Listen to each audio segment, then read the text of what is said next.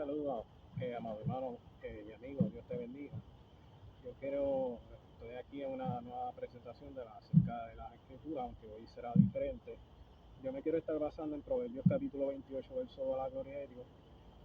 Con la rebelión de la tierra sus príncipes son muchos, mas por el hombre entendido y sabio permanece estable. Yo quiero estar hablando mayormente sobre algo, compartiendo algo de mis investigaciones sobre la historia de la isla y de aspectos globales. Bueno, el día de ayer, 12 de junio, fue el día de Rusia.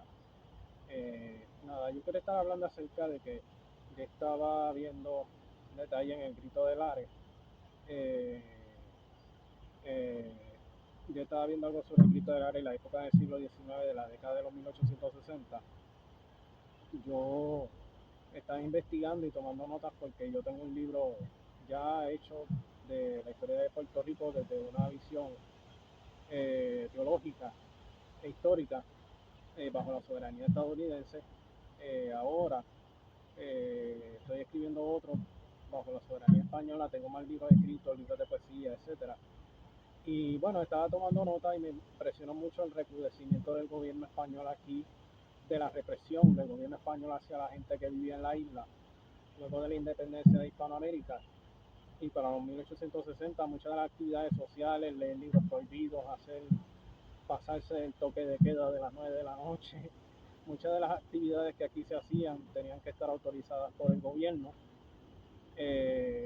Me retrotrae mucho las cosas que se mencionan del gobierno de Cuba ahora, porque lo más probable el gobierno de Cuba hoy día, con la represión que se le atribuye, con todas las cosas que se le atribuyen, no son cosas intrínsecas del comunismo, sino legados de épocas pasadas que todavía tienen cierta permanencia en el presente. Eh, eh, en ambas islas caribeñas, bueno, en este caso en la isla caribeña de Cuba, pero aquí hay otras, ¿verdad?, conductas que permanecen en esta isla caribeña de Puerto Rico, que estaré mencionando, ¿verdad? Muchas conductas que estaré mencionando. El asunto es que yo quiero recontestar una pregunta a Ramón Emeterio Betance, que es un médico educado en Francia, se educó en París, en la Universidad de París, fue una persona brillante, también espiritual, porque tiene un libro, no un libro, sino un poema dedicado entre muchos a Boris, titulado Borinquen, donde él menciona parte de su fe cristiana y espiritualidad cristiana, aunque es patriótico, pero no obvia la espiritualidad, como tampoco hicieron Lola Rodríguez de Tío en un poema titulado Dios, dedicado a la juventud, que a mí me encantó. Y también Eugenio María de Hostos en una meditación dijo de que Jesús es el símbolo más vivo de la moral humana. En una meditación en un Viernes Santo en Santo Domingo en el año 1888. Así que prácticamente muchos de los considerados próceres en la isla fueron personas creyentes.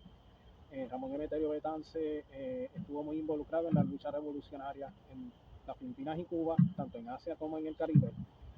También Ramón Emeterio Betance se involucró en Puerto Rico para los 1855 en el asunto de una epidemia que hubo aquí como médico. Fue un abolicionista incansable en favor de la libertad de los esclavos.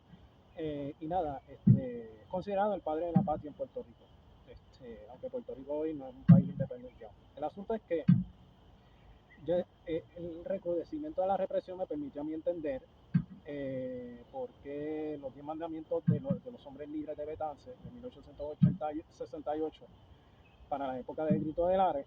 Y una de las cosas que decía Betance decía: nosotros no le deseamos el mal a España, de hecho la amamos, pero le deseamos el bien, pero sin nosotros. Así que prácticamente en los 10 mandamientos él dice: si España nos concede esta, ¿verdad?, concesiones liberales, muy bien, pero si no la libertad. Así que prácticamente por ahí va el devenir de este personaje puertorriqueño, ¿verdad? Y entonces también luchó por la independencia de Santo Domingo. También coincidieron en esa época, en el 1867. El asunto es que él tuvo que exiliarse en París por la represión al movimiento independentista en Puerto Rico. Y desde París estaba apoyando luchas revolucionarias en Cuba y las Filipinas, y para 1898 él hace una pregunta que yo quiero contestar ahora, que se llama: ¿por qué los puertorriqueños no se rebelan cuando ocurrió aquí la invasión a a la isla por parte de las tropas estadounidenses. Y el asunto es que eh, eh, eh, para contestar esa pregunta, ¿verdad? Quiero mencionar de que para la época de esa misma época del Grito de Lares, aquí se abole la esclavitud, ya que coincide con la Revolución Gloriosa en España, donde la Primera República Española pues nace de esa revolución y concede una serie de libertades que luego son abolidas cuando la Primera República Española cae en el 1874.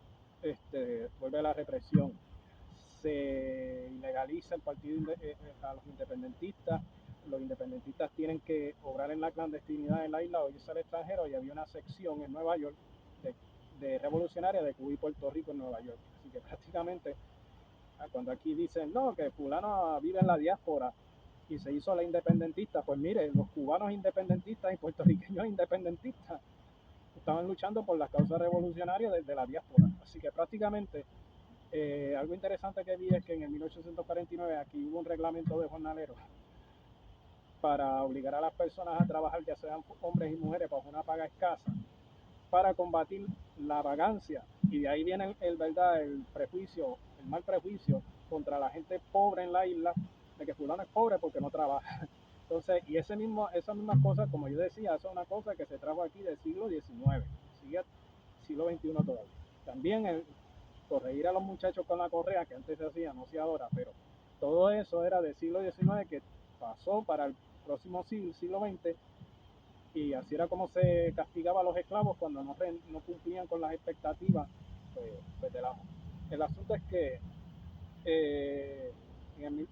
decía que para el siglo XIX pues, pues cae la Primera República Española, el partido en verdad se legaliza a los independentistas, y el autonomista fue un partido legal que buscaba los intereses, ¿verdad?, de Puerto Rico dentro de lo posible. Pero la mayor parte de los autonomistas eran republicanos, no monárquicos.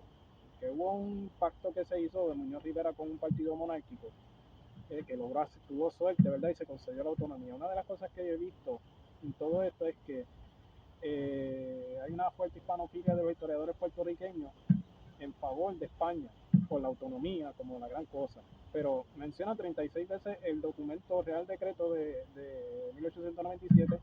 La palabra colonia fue otorgada a Cuba, que los cubanos lo rechazaron porque ellos querían deshacerse del colonialismo, y aquí se aceptó, pero realmente era un documento retrógrado porque en 1812 y 69 se le garantizó a Puerto Rico el estatus de provincia, y aquí en la autonomía seguíamos siendo una colonia. El asunto es que eh, eh, para aterrizar a la pregunta de Betance, aquí no había un movimiento organizado como en Filipinas y Cuba.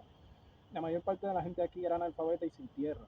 Los jornaleros estaban extremadamente oprimidos, así que no, bajo esas circunstancias era poco probable que un movimiento revolucionario triunfara en la isla. También uno añadiendo lo que escribió Manuel Seno Gandía en una novela titulada La Charca, él retrata el Puerto Rico del siglo XIX como un mundo enfermo.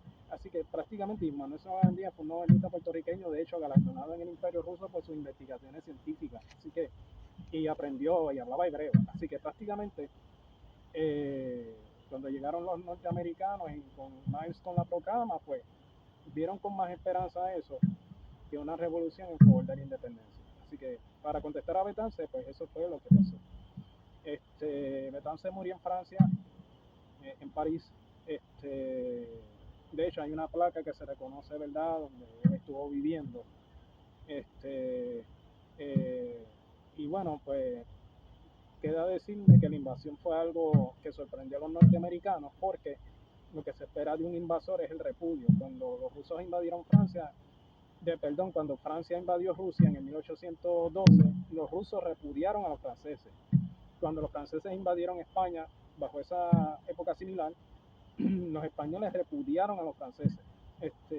Pero cuando vinieron los norteamericanos a la isla, pues los puertorriqueños repudiaron a los españoles, no a los norteamericanos. Así que prácticamente, pues es lo que pasó, ¿verdad? Lo sentimos por Betance, ¿verdad? Pero todavía queda tiempo. Si la isla decide elegir la independencia ahora, pues pues ya será del pueblo de Puerto Rico, pero en el siglo XIX, en el 1890, luchar por la independencia no estaba en un pueblo que había sido violentamente reprimido mucho más después de la independencia de las Américas, donde España recrudeció la represión para mantener a Cuba y a Puerto Rico y no perder, especialmente a Puerto Rico, que era considerado la llave de las Antillas entre África y el continente americano. Así que, amado amigo, amado hermano, Dios te bendiga. Hasta aquí en esta presentación. Gracias por tu sintonía. Shalom Maruja. Si vas sintiendo el curso del Espíritu Santo, manténme en tus oraciones. Y una vez más, gracias por tu sintonía y Dios te bendiga.